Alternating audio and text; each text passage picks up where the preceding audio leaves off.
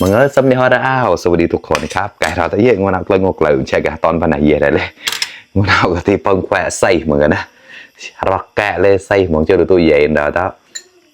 แควะแกะเลยเลยใส่เหมือนกันนะ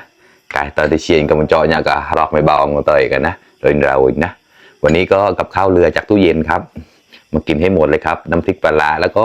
แกงทอดมันนะครับแล้วก็มีน้ำพริกถั่วครับของ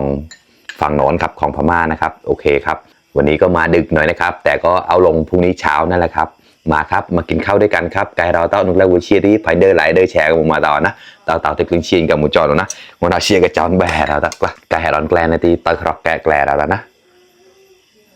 เจ้าชินนะอันนับบอเจอกันเลยใส่มันจะเจ้าดูตัวเย็นทอดเราตะเยตาที่เลี้ยงเชียบเราในก่อนนะมาลายอย่างเงี้ยmuốn nào chia chọn bè đó là sẽ là không nhỉ na anh nói không cái chia cái to của he chia có chia chỉ đến mấy thằng nạt lệ tầm mà cao là tới sẽ là không nhỉ na ô chia cái chọn thì thằng nạt là nhỉ na tầm buổi chia cái to mà lào thì chia nó đi tên nó có buổi chia mà lào na cả nhà đó tao phơi ta chia cái đã qua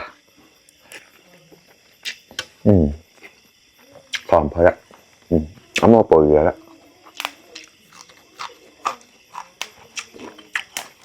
giọt nó tùng hả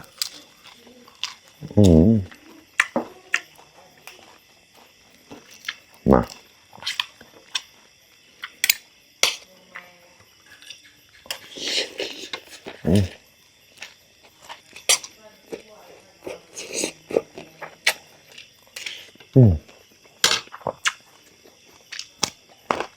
đồn bao không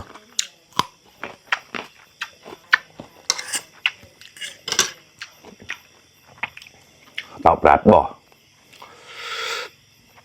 เส้นกกสิบละหัวปลีนะ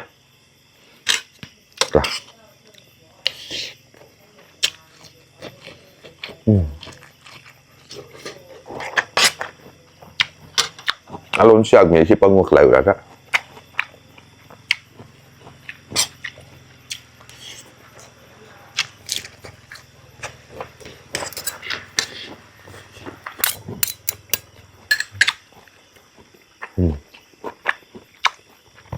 เดี๋ยวชิมนะ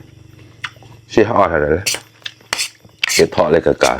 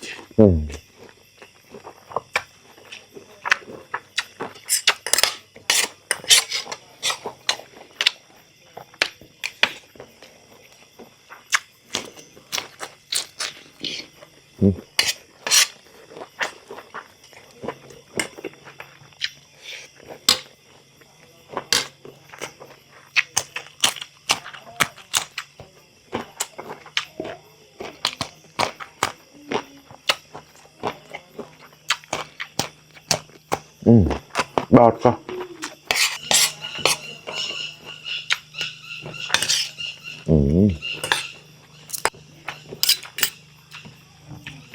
แกะเลยใส่หมดแล้วเนี่ยล่ะได้กินโม่ละมาครับเพื่อนๆได้แล้วล่ะ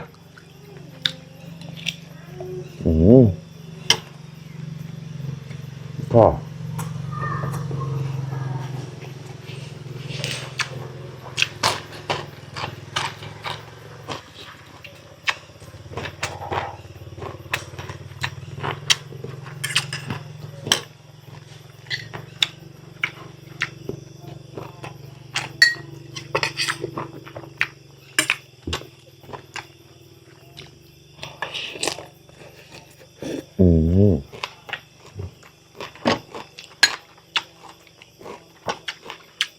ดงบ่great ค่ะ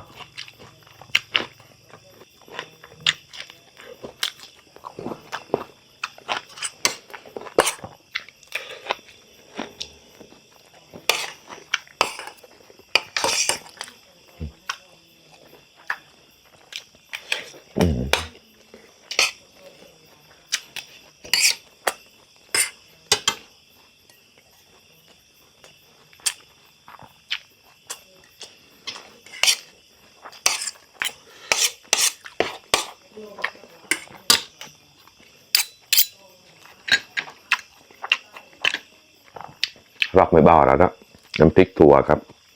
ถั่วลิสงนะครับเผ็ดมากครับนะ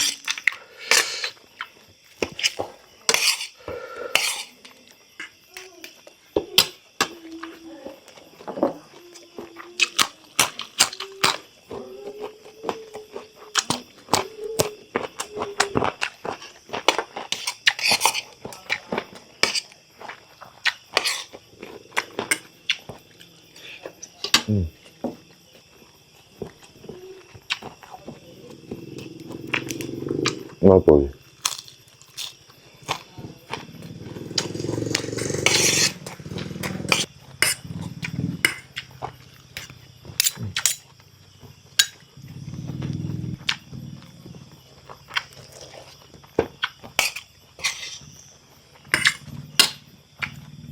muốn ăn chim bao giờ thì chỉ hỏi là đó lại tại một cái là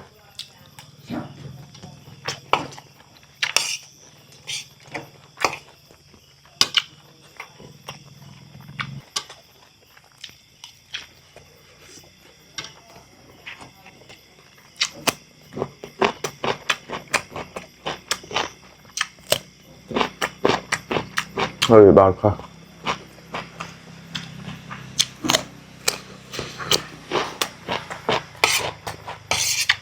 ก็คุณชิปปอนกำลังจอดเราเยอะมากินข้าวด้วยกันครับตักข้าวแล้วมากินข้าวด้วยกันเลยครับ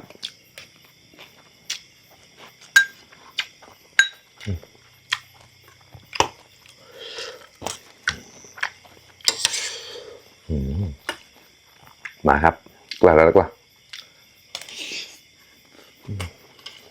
ข้อ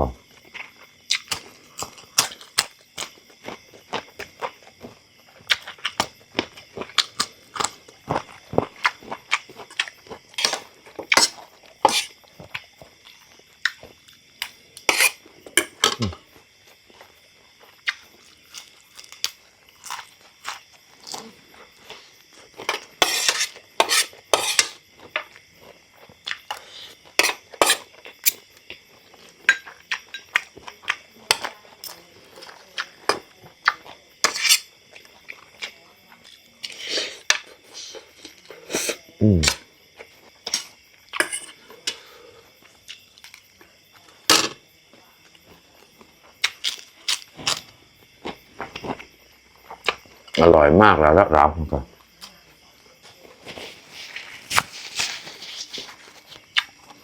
อันนับเส้นใหญ่ๆนะเพื่อแปะเทาะเลยก่อนไก่แล้ว